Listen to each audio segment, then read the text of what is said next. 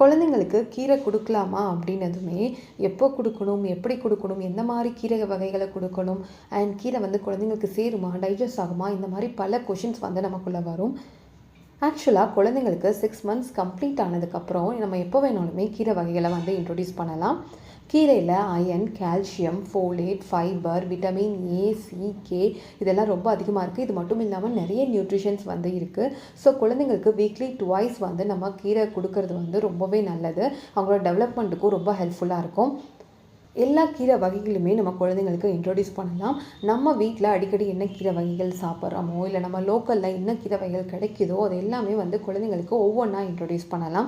First time கீரை கொடுக்கும்போது morning டைமில் குழந்தைங்களுக்கு கொடுத்து அலர்ஜி இருக்கா அப்படின்னு செக் பண்ணிக்கலாம். கீரையை நல்லா வேக வச்சு மசிச்சு நம்ம குழந்தைங்களுக்கு அப்படியே கொடுக்கலாம். அப்படி இல்லைன்னா பருப்பு கூட வேக வச்சு வெங்காயம், தக்காளி இதெல்லாம் போட்டு வதக்கி பருப்பு கடையிலாவும் கொடுக்கலாம்.